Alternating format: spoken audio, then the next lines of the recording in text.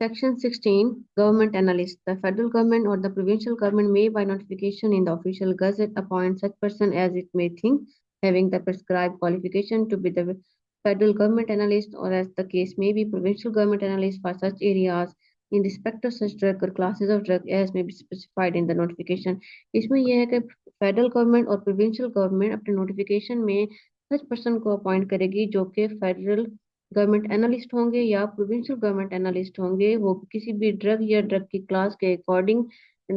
Higher किए जाएंगे उनके फर्दर टेस्टिंग के लिए। Provided that no person who has any financial interest in the manufacture import export और the sale of drug shall so be appointed. यानी अगर किसी पर्सन का फाइनेंशियल इंटरेस्ट है किसी मैन्युफैक्चरिंग में, इंपोर्ट में, एक्सपोर्ट में और सेल, तो उनको अपॉइंट नहीं किया जाएगा। Provided further that a person serving under the federal government or any other provincial government shall not be so appointed with the previous consent of that government। इसमें यह है कि एक पर्सन जो ऑलरेडी फेडरल गवर्नमेंट में या provincial government में अपनी एक्टिविटीज परफॉर्म कर रहा है, उन गवर्नमेंट की कंसेंट के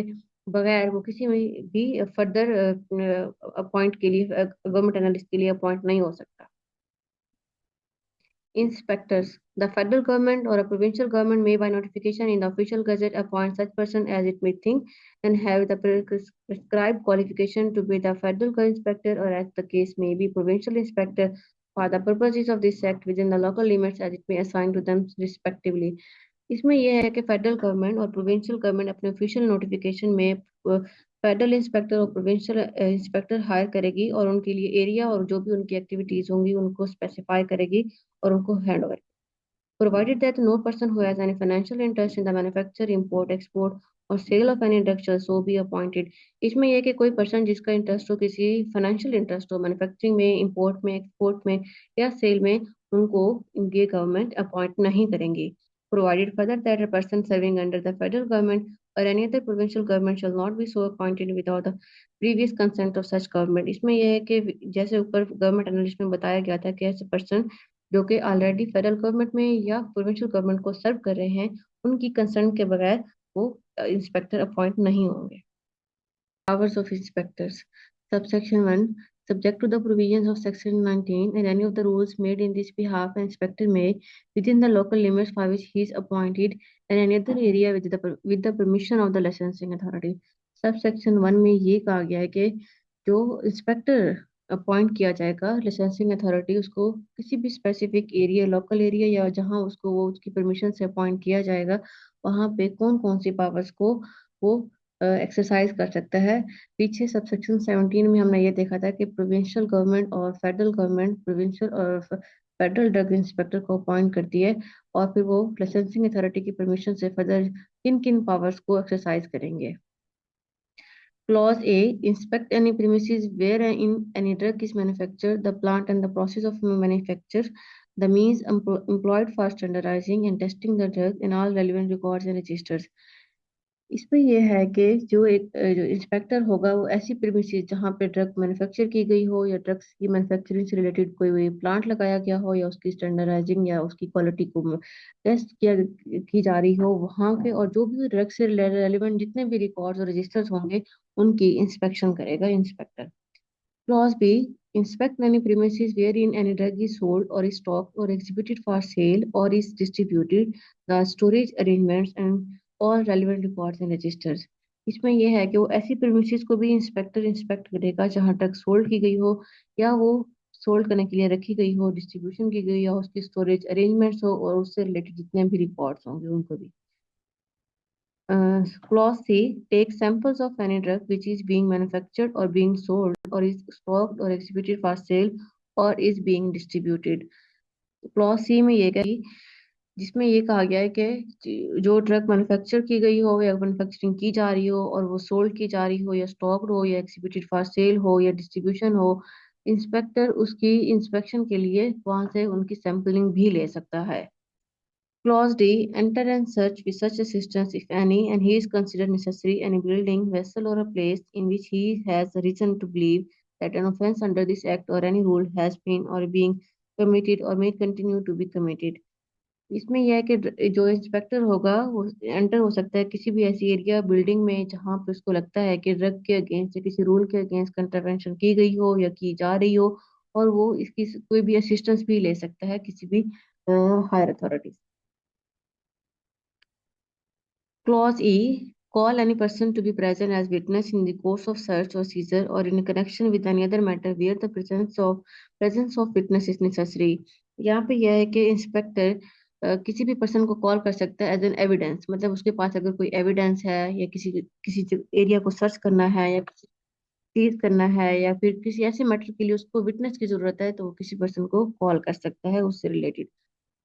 Clause F, sees such truck and all materials used in the manufacture thereof and any other article, including registers, cash memos, invoices, and bills, which he has reason to believe and may furnish evidence of the commission of an offence punishable under this act or any rule। इसमें यह है कि जो inspector है वो drug को seize भी कर सकता है, और ड्रग से रिलेटेड जितने भी उसके मटेरियल्स होंगे, कुछ कैश मेमोज हो सकती हैं, उसके इनवॉइसेस, बिल्स वगैरह, ये जो उसको फर्दर किसी भी मतलब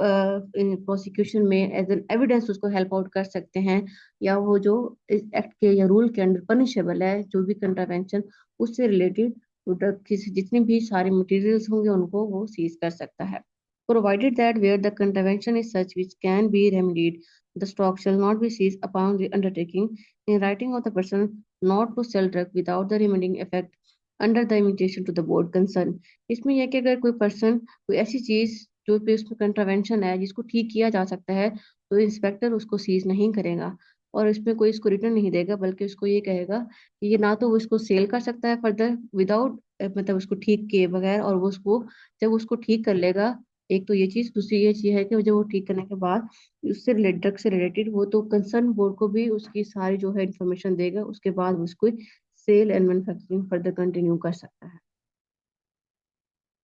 Clause G, require any person to appear before him at any reasonable time and place to give statement, assistance or information relating to or in connection with the investigation of an offence under this act or the rule।